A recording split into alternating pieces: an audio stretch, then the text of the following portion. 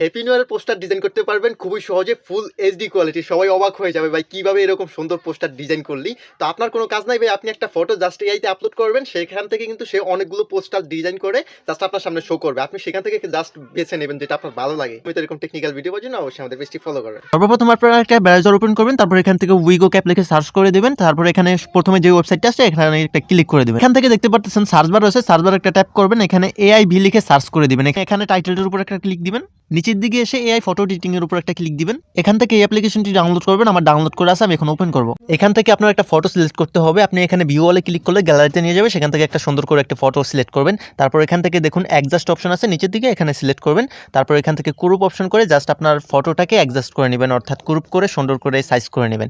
তারপরে এখানে AI এক্সপার্টে click করবেন।